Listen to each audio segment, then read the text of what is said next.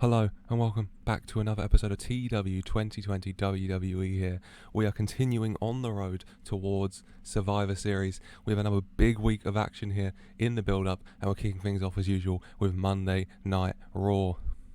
Starting things here, Montez Ford makes his entrance for an 82. Montez Ford, of course, drafted over to Raw last week in the WWE draft and had a very successful first night, pinning the WWE champion Adam Cole, and he is out here now to talk about it.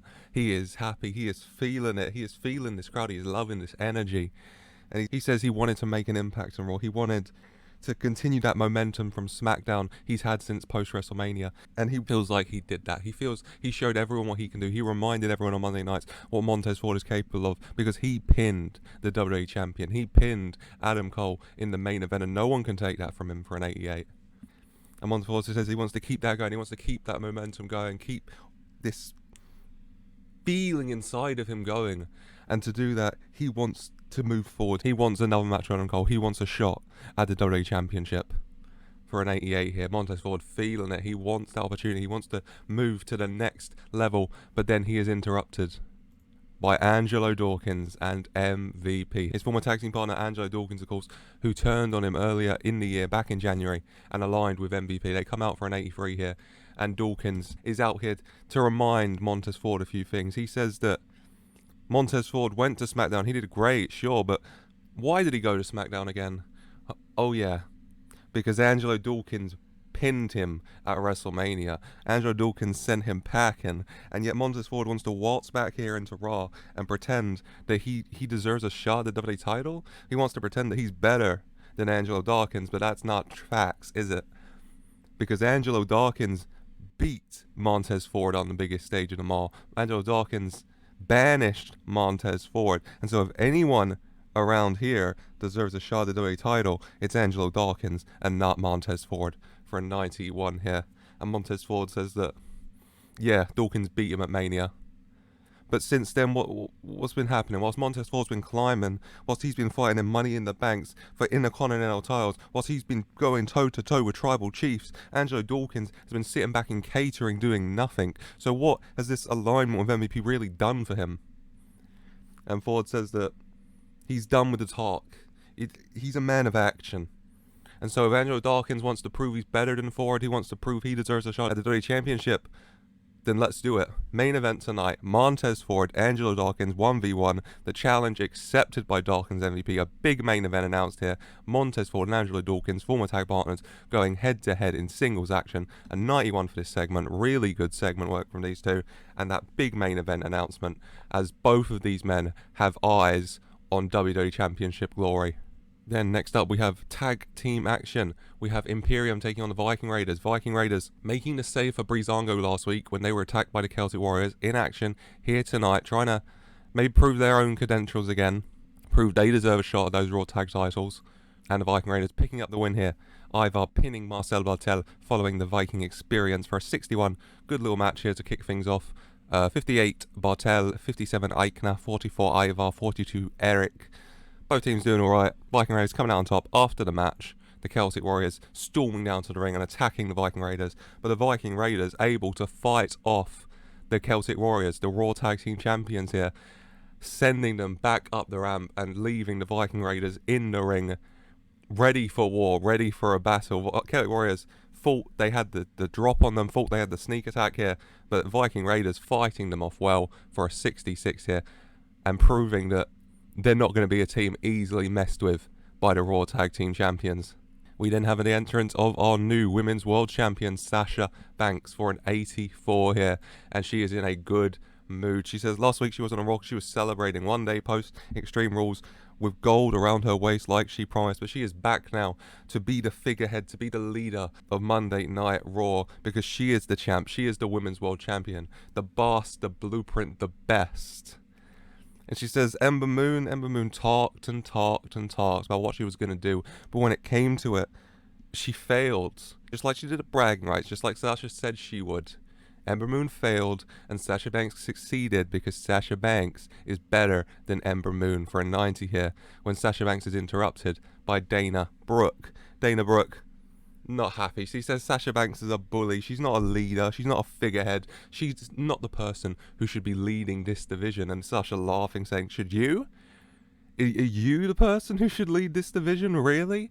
And Dana says that maybe she's not the best, but she is a better person than Sasha Banks will ever be. And Dana Brooke challenging Sasha Banks, who kind of laughs before saying, you know what? Fine then. As a leader, sometimes you need to do some harsh justice to show people why they should follow you. And so if that's what you want, Dana, then okay. You know what?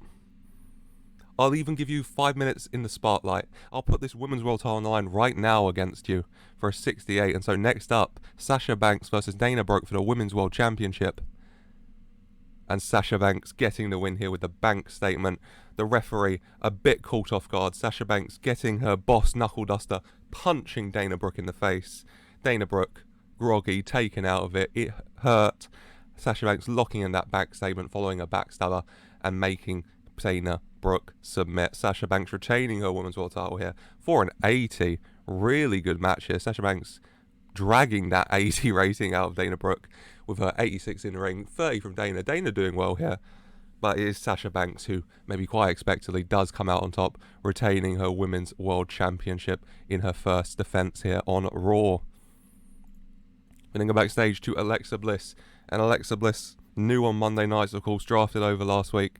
She talks about Nikki Cross, how she's sad to have lost her tag team partner, but how this is a chance for her to remind everyone what Alexa Bliss can do. Alexa Bliss, former multi-time women's champion, says that she wants to make an impact on Raw. She wants to prove that she can do this on her own. She wants to prove everyone that Alexa Bliss is capable of standing on her own 2 feet and winning and coming out on top and making those moves up the division. And that starts tonight on Monday nights for a 70. Good work from Alexa Bliss here. As we continue backstage and we show Matt Riddle walking towards the ramp and he bumps into Tommaso Ciampa, and Matt Riddle, he's in a good mood. He says, hi Tommaso, nice title. I saw you beat Pete last week. That's cool, that's great, that's fun. I beat Seth Rollins. I'm doing well, I'm doing good, that's great. I got a match next up, so I'll see you around, bro, for an 87. You know, just Matt Riddle. Tommaso Ciampa looks a bit angry from being bumped into.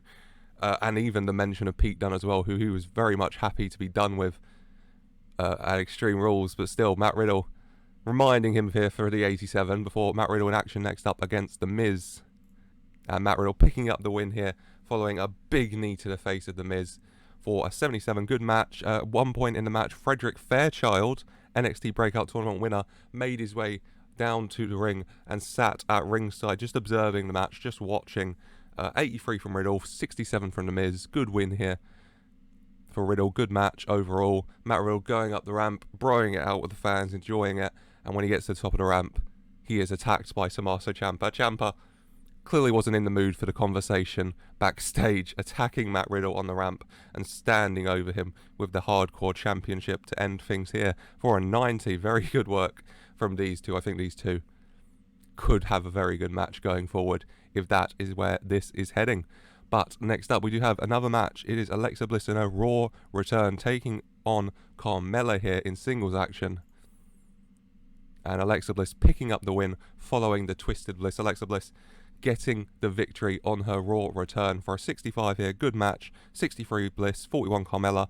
Happy with this. Carmella off her game a little bit, but still decent match with the 65 rating, and Alexa Bliss coming out on top, proving that she can still do this in singles action as she begins her quest here over on Monday nights. We have a little backstage here from Cole, O'Reilly and Fish walking around, and it seems they're looking for someone, and they stumble upon Roderick Strong taken out backstage. Fish and O'Reilly are checking on him. Adam Cole is angry. O'Reilly asks Cole what's up, and Cole says, I know this was Owens. I know this was Kevin Owens. Last week he distracted me, cost me the match, and now he's attacked Roderick Strong. He's back, he's coming back, he's coming for me, he's coming for us.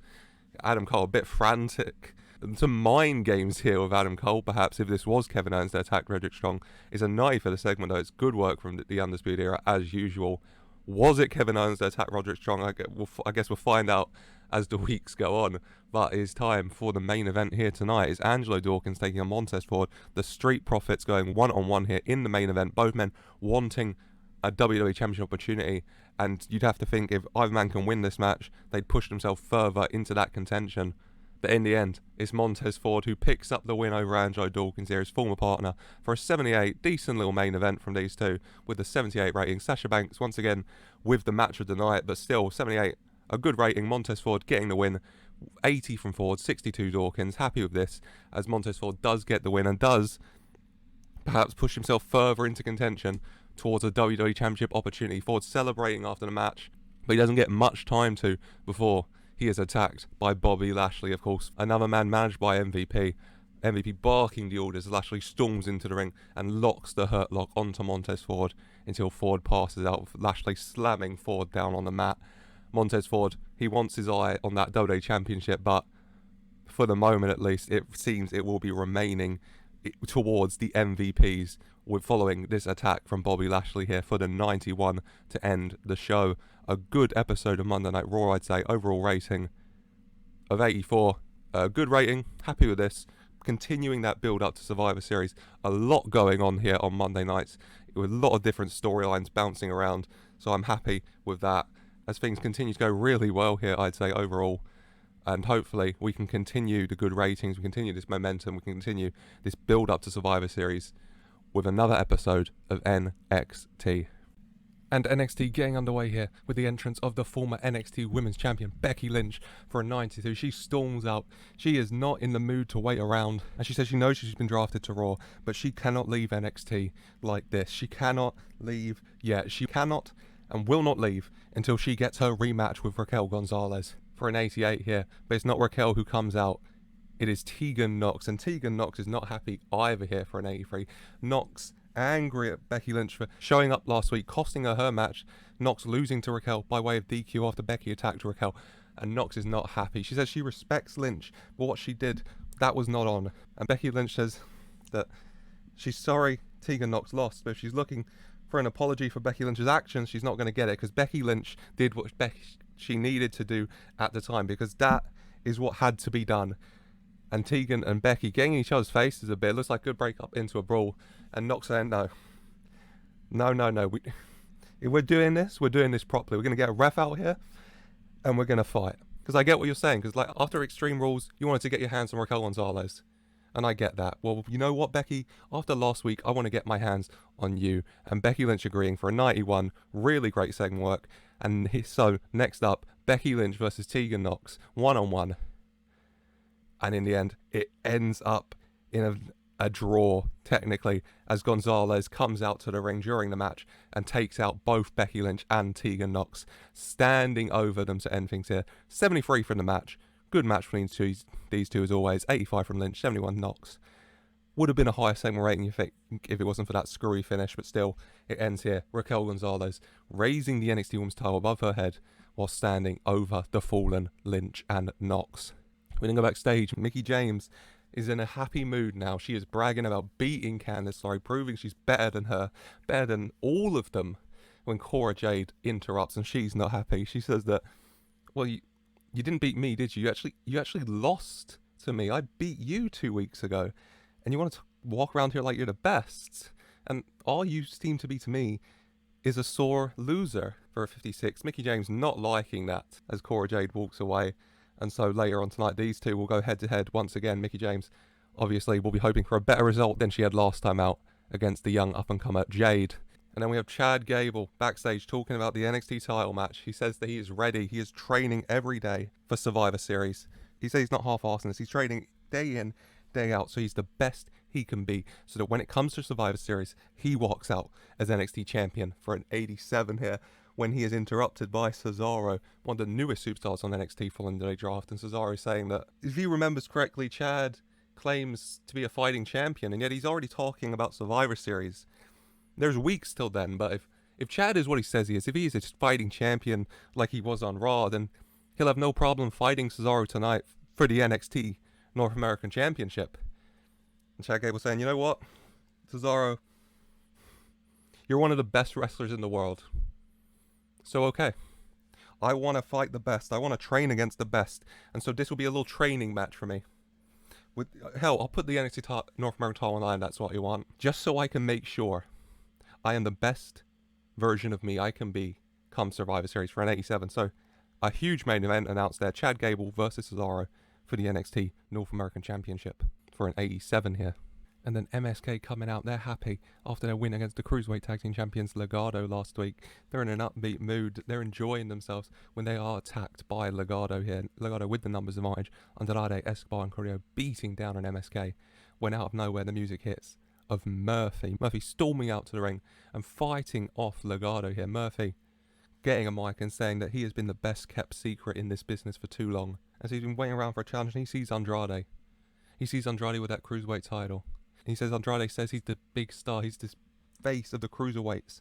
And so why not let the secret out at last about Murphy against the best, as he claims to be, for a 68 here.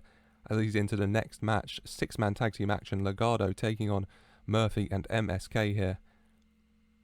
And Murphy and MSK picking up the win. Nash Carter rolling up Santos Escobar. Last week, Wesley rolling up Carrillo for the pin. So once again, MSK getting the better of the Cruiserweight Tag Champs here. Murphy as well, a strong performance against Andrade in particular. 79 for the match, really good match. 92 Andrade, 69 for Escobar and Carrillo, 63 Murphy, 53 Nash, and 52 from Lee. Really happy with this as Murphy and MSK get the better of the Cruiserweight's finest, Legado here. We didn't have Austin Theory knocking on Regal's office door. He is in a happy mood. He said he's really pleased to be on NXT. He can't wait to make an impact, to make a name for himself, to prove to everyone he's got what it takes. And he asked for a match tonight. And Regal is tired. Regal's not in the mood. He's had to deal with the NXT women's division stuff. Mickie James attacking people. It's all happening at once. And Regal's had enough. He says, you know what, Theory? You want a match to prove yourself? Okay. There's another man who wants a match to prove himself, who's also new here. So later tonight, you will fight Timothy Thatcher for a 65. Austin Theory. Yeah? Yeah. Austin Theory may be a bit clueless about what he's in for, but he's happy to have a match later tonight for a 65 here. For next up, we do have earlier announced Cora Jade taking on Mickie James here. And in the end, Mickie James picking up a victory over the youngster this time, following some interference from Indy Hartwell. It looked like Jade might do it again when Indy Hartwell came out, providing a distraction, allowing Mickie James to hit the Mickey DT for the victory over Jade for a 52. Good match from these two. 50 from James, 38 from Jade. Happy with this, as Indy Hartwell seemingly aligning with Mickie James here. And then after the match here, Mickie James and Indy Hartwell attacking Jade, beating her down further to a chorus of boos from the crowd for a 50 here. Good work from these three, as Mickie James does get the win over Jade here, and also seemingly having Indy Hartwell align with her here, as Cora Jade sadly coming off on the worst end of this beatdown. Pro then plays advertising Nikki Cross, Seth Rollins and Toni Storm, all three superstars drafted to the NXT in the draft, advertising them coming soon to NXT. Big potential for all three of these. Of course, Seth Rollins, former NXT champion, Nikki Cross and Toni Storm also having success on the brand, looking to do it again, looking to further their NXT legacies. It's an 86 for this. I'm very excited to see what these three will be doing on the black and gold brand going forward. Before next up, we have that earlier announced match, Austin Theory taking on Timothy Thatcher here, and Timothy Thatcher getting the win. Austin Theory giving it a go, but Thatcher brutalising him in the end, making him tap with that Fujiwara armbar for a 67. Good match, 64 from both of these men. Happy with this, as Timothy Thatcher has arrived on NXT with that trademark brand of violence and brutality from him. We then have out comes the Velveteen Dream and Isaiah Swerve Scott, and they are angry about last week. Aleister Black sneak attacking them like that, taking out Swerve with a black mass. But you know what, they say that's fine because Aleister's gone now. He's gone to Raw. And NXT is finally what it always was. Not the black and gold brand, but the Velveteen brand of sports entertainment for an 87. When out comes William Regal. And he says that he hears Dream, but Dream and Black clearly there's a lot of animosity between him. He can't deal with the random attacks after matches and the distractions, and so they need to settle this. And so he's spoken to management And here's what Velveteen Dream wants as well. He wants the NA title. So he's spoken to management, and they've agreed that if he were to win it, he could, whilst he holds the belt, be on both brands. And Dream says, what are you talking about? And Regal announces at Survivor Series it will be Velveteen Dream versus Aleister Black for the NXT North American Championship. A huge match. Dream very much not happy with that, but still it will happen. Dream and Black one-on-one, maybe one last time for that NXT North American title for a 90 here. And then finally that earlier announced main event here for the NXT North American title. Chad Gable taking on Cesaro. The two men, they've done battle a lot. They fought at WrestleMania for the European title. They had Backlash for the US title. They've had some great matches in their time. And in the end, after a great match between the two, after a back and forth match to go either way, Chad Gable hitting the Chaos Fury to retain the NXT North American title for an 89. What a main event between these two. Their best match so far. They continue to up their game against each other, and the two men have created magic once again. 88 for Gable, 74 for Cesaro. Really happy with this, and it's Chad Gable retaining that NXT North American title once again. After the match, Gable happy, he gets his arm raised, he gets the title, he raises the title when he is attacked by Karrion Kross from behind. Scarlett getting in the ring as well as Kross beats down on Gable, vicious elbows to the back of the head. Kross brutalising his upcoming Survivor Series challenger. When Cesaro sees this, and Cesaro storms back to the ring and he shoves Kross off of Gable, and Kross is a bit pushed back, and Cesaro saying no. Cesaro might not like Gable, but after the battles they've had, maybe Gable has just about earned his respect. And Kross stepping forward towards Cesaro, and the two men staring each other down, staring into each other's souls. It looks like it could come to blows here between them two. When Scarlett says no, she pulls Karrion Kross away. Karrion Kross leaving with Scarlett, while Cesaro stares him down from the ring as Chad Gable recovers here for an 87. A really good ending work from these two. That main event, amazing from Gable Cesaro. Kross with the attack, Cesaro with the surprising save of Gable here.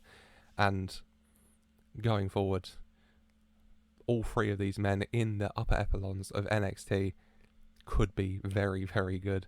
But overall this week, NXT getting an 89. Really, really happy with this. An amazing episode of NXT. That main event from Gable and Cesaro. Brilliant work from those two. And really happy with how NXT is progressing here, heading into Survivor Series. And now is the time to end this week's episode, of course, with another episode of Friday Night Smackdown. And Smackdown starting here with the entrance of the New Day, the Universal Champion Big E and Kofi Kingston and Xavier Woods, of course, making their way out here for an 86. And the New Day call out the Bullard brand. Big E specifically calling out Thaddeus Bullard especially. And Kofi and Xavier calling out Spanish Fly as well. Kofi and Xavier, of course, in that triple threat tag team match last week with the Spanish Fly, and the Usos picking up a win for an 85. And then out comes the Bullard brand. Of course, Spanish Fly, the SmackDown Tag Team Champions, Apollo Crews, Paul Heyman, and the leader, the Intercontinental Champion, Thaddeus Bullard for an 85. And the New Day and the Bullard brand square off in the ring. And Thaddeus Bullard says that the time is running out. Oh, just over 2 weeks till Survivor Series, just over 2 weeks till his coronation. The night that after years and years in this business, Thaddeus Bullard finally becomes world champion. The night that Big E's fairy tale dream and reign with that belt ends. Bullard says he hopes Big E's enjoying it. He hopes he's savouring it. He hopes that every second is amazing because it is coming to an end very quickly.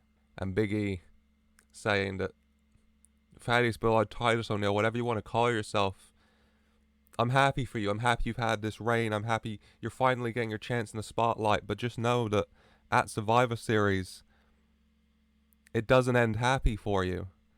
Because Big E says that he will leave Universal Champion. He says that Thaddeus Bullard can slap a new shiny paint on himself. He can change his name. He can create this brand. He can bring in all these people. It doesn't matter. At the end of the day, the undeniable fact is that Big E is better than Thaddeus Bullard. And so come Survivor Series, that will result in Big E keeping the Universal title and beating Thaddeus Bullard. And Apollo Crews not taking kindly to Big E's words, to Big E's insults, getting into Big E's face. Thaddeus Bullard not impressed either.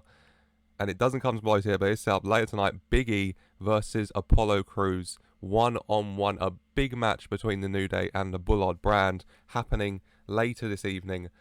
Hopefully we'll do very well. Two superstars, match rating wise, on very good form in Big E and Apollo Crews.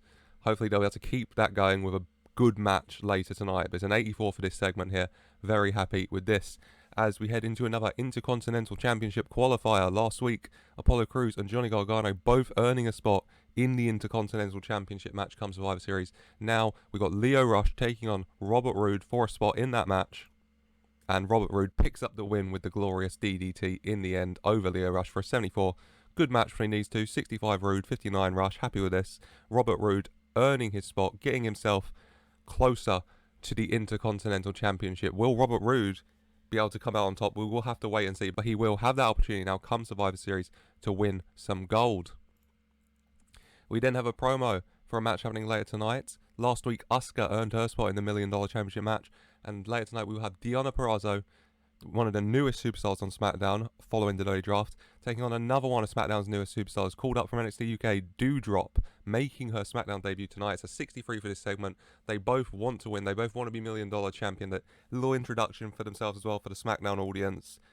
Hopefully, a good match later tonight between these two, as they both look to earn an opportunity to win some gold come Survivor Series. We then have a promo from Shayna Baszler, and Shayna Baszler is ready. It shows Shayna Baszler training with Jessamine Duke and Marina Shafir. Shayna Baszler getting ready for this fight, and she calls out Rhea Ripley to meet her in the ring next week on SmackDown. Shayna Baszler says that she's ready for a fight, she's ready for a war. She says Rhea Ripley's been parading around with that Women's Universal Championship for far too long, and it's time for the gold to finally go to someone more deserving, to someone who can represent this division properly. And Shayna Baszler says that is her for an 81 here. Will Rhea Ripley accept Shayna Baszler's challenge, knowing Rhea Ripley? She's never backed down from a fight, so she probably will. We'll have to wait and see next week. Before next up, we do have that $1 Million title qualifying match between Deonna Purrazzo and Doudrop. And Deonna Purrazzo does pick up the win here. Following some interference, Lana distracting the ref, Chelsea Green hurting her, taking her down a bit, allowing Purrazzo to lock in that Fujiwara armbar and pick up the win for a 61. Good match. 61 Purrazzo, 49 Doudrop. Happy with this. Good little debut from Doudrop. Good little performance from Purrazzo, as Deonna Purrazzo earns her spot in the $1 Million Championship match come Survivor Series. We then have a little promo video playing for two of SmackDown's newest superstars following the draft, Bronson Reed and Samoa Joe, and it advertises them coming soon to SmackDown. Two big guys, two dominant guys, two guys who will be looking to make a big impact on Friday nights. They're both ready for war, they're both ready for battles, they're both ready to prove themselves no matter what. And I think both of these men could do very big things on Friday nights, wherever abouts they end in the card. It's an 85 for the segment. Happy with this, excited to see what the future holds for Bronson Reed and Samoa Joe on the blue brand. And then next up we have the debut of the Limitless One, Keith Lee, another new superstar on SmackDown following the WWE draft, taking on Jinder Mahal here in his SmackDown debut. And Keith Lee picking up the win with a big bang catastrophe. A decent match for a 72, happy with this. 65 Mahal, 86 from Legado. Keith Lee getting the win on his debut over a former WWE champion, remember, in Jinder Mahal, as Keith Lee properly introducing himself on the blue brand. Happy with this. Nice little start for Keith Lee. Keith Lee, very bright prospect. He could do very well here on SmackDown, I think. We then cut backstage and we have the Usos laying waste. They're attacking people, they're wrecking the backstage area, and they are demanding The Rock come out and face them later tonight. They are not happy following SummerSlam where The Rock beat Roman Reigns, following Extreme Rules where he beat Jacob Fatu, following last week where his interference, they would say, cost them the Triple Threat Tag Team match, led to them being pinned by the New Day. The Usos are angry and they're taking it out backstage, and they want The Rock for a 72 here. Will The Rock answer that challenge? We'll find out. But next we do have the final of the Intercontinental qualifying matches. Who will join Crews, Gargano and Roode in that match? It's King Corbin taking on Rich Swann here. And Rich Swann, in the end, picking up the win with the Rich Kick.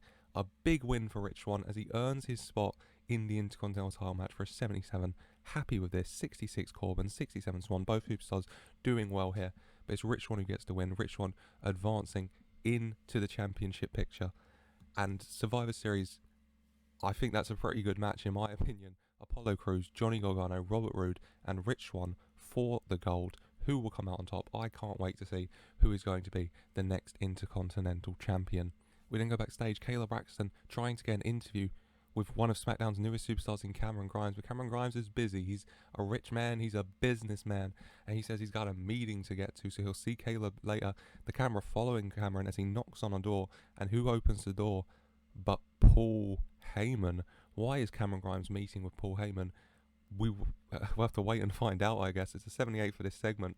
A good segment here from Cameron Grimes in his first on SmackDown. Cameron Grimes, good superstar. What will he get up to on SmackDown? Why is he meeting with Heyman? That's a question for another day, I guess. But for now, we do have the main event of this evening, as announced earlier. The Universal Champion, Big E, taking on Bullard brand member Apollo Crews. Two superstars, both on really good form, both looking to pick up the win here. Should be a good match, I think. Big E, Apollo Crews in the main event. And Big E picks up the win with a big ending in the end for an 89. It is a really good match between these two. They've both been on really good form, and in the end, a Big E picking up the win for that good rating. 88 from Big E, great performance. 77 for Crews, well, doing well. Happy with this. Big E does get the win though over the Bullard brand on this occasion. And then we end the show, the Usos storming down to the ring, demanding The Rock come out. The Rock does not come out though, but the Usos aren't taking no for an answer. They start attacking crew members. They attack the people in the bell area. They attack camera people. They attack fans. The Usos are laying waste here for a 76. They want The Rock to come out. And finally, The Rock's music hits and he answers their prayers. The Rock not happy with this attitude from his cousins, from this behaviour from them. The Rock storming out to the ring and brawling with the Usos. The Usos though, with the numbers advantage, managing to subdue The Rock here. Eventually in the ring, the Usos getting a big double super kick on The Rock. The Usos gloating over him for an 81 here. When the music hits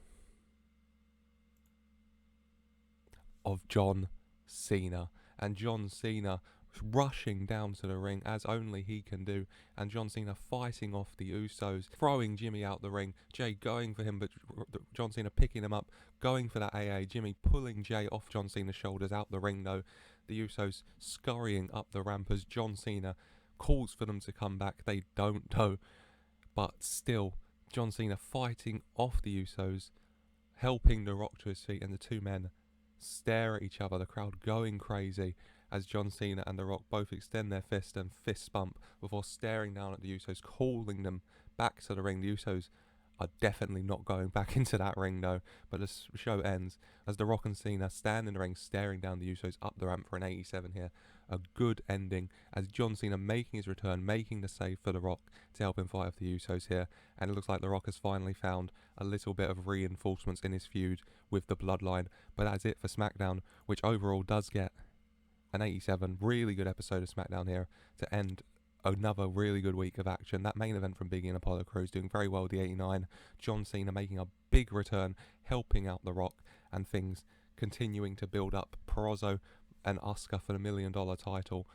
Crews, Gargano, Roode and Swann for the Intercontinental title. Survivor Series is filling out with what looks like to me to be a very strong card. And I, for one, am looking forward to it, and I hope that you have enjoyed this episode. I hope you're looking forward to Survivor Series.